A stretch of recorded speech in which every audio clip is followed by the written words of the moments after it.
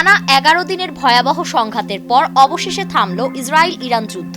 12তম দিনে মার্কিন president Donald ট্রাম্পের উদ্যোগে ঘোষিত যুদ্ধবিরতিতে রাজি হয় দখলদার ইসরায়েল। যুদ্ধবিরতির ঘোষণা দিয়ে প্রেসিডেন্ট ট্রাম্প জানান, ইরান ও ইসরায়েল সম্পূর্ণ যুদ্ধবিরতিতে সম্মত হয়েছে। ট্রাম্পের এই ঘোষণা মধ্যপ্রাচ্য জুড়ে স্বস্তির নিঃশ্বাস ফেললেও প্রশ্ন থেকে যায়, এই যুদ্ধে প্রকৃত বিজয়ী কে? নেতানিয়াহুর ইসরায়েল না আয়াতুল্লাহ খামিনির ইরান?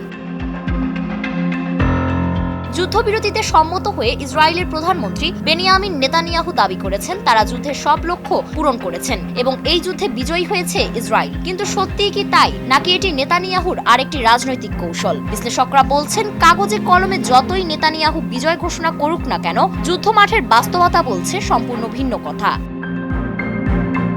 যুদ্ধ শুরুর মুহূর্তে নেতানিয়াহুর দুটি বড় উদ্দেশ্য ছিল। প্রথমত, ইরানের পারমাণবিক কেন্দ্রগুলো ধ্বংস করা। দ্বিতীয়ত, দেশটির শাসন ব্যবস্থায় পরিবর্তন ঘটানো, অর্থাৎ ইরানের সরকারের পতন ঘটানো। যদিও মার্কিন বিমান বাহিনী ইরানের কয়েকটি পারমাণবিক স্থাপনায় হামলা চালাতে পেরেছিল, তবুও সেখানে রাখা উচ্চমাত্রার ইউরেনিয়াম আগেভাগেই সরিয়ে নেয় ইরান। ফলে কার্যত ইরানের পরমাণু স্বপ্ন ধ্বংস করা যায়নি।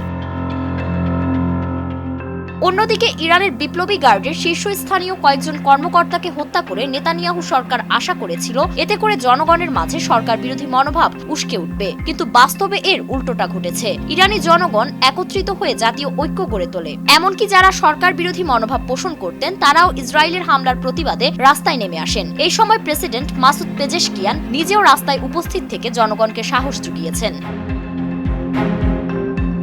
ইসরায়েল যুদ্ধ শুরু করলেও আন্তর্জাতিক সম্প্রদায়ের কাছ থেকে তেমন সমর্থন পায়নি। যুদ্ধের শুরুতেই ইরানের আকাশ সীমা নিয়ন্ত্রণ নিলেও খুব দ্রুতই ইরান তাদের শক্তিশালী মিসাইল দিয়ে ইসরায়েলের আকাশ প্রতিরক্ষা ধ্বংস করে দেয়। এরপর ইরানি বাহিনী সরাসরি তেল আবিবে হামলা চালায়, যার ফলে ইসরায়েলের রাজধানী কার্যত অচল হয়ে পড়ে। ইসরায়েলিরা নিরাপত্তার আশায় বাংকারে আশ্রয় নিতে বাধ্য হয়। যুদ্ধ যতই গড়িয়েছে, ততই ইসরায়েলের অসহায়ত্ব স্পষ্ট হয়েছে। তাদের আকাশ প্রতিরক্ষা ব্যবস্থা ভেঙে পড়েছে, অর্থনীতি মারাত্মকভাবে ক্ষতিগ্রস্ত হয়েছে, জনমনে আতঙ্ক ছড়িয়ে পড়েছে। এসব বিবেচনায় বলা যায়, যুদ্ধ যদি আরো কয়েকদিন চলত, তবে ইসরায়েল পুরোপুরি ধ্বংসস্তূপে পরিণত হতো।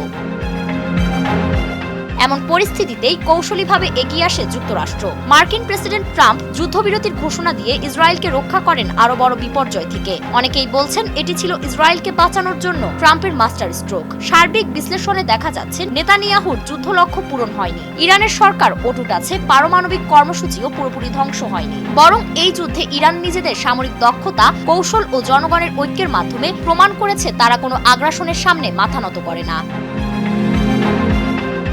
ফারিন রহমান প্রীতি, নয়া দিগন্ত।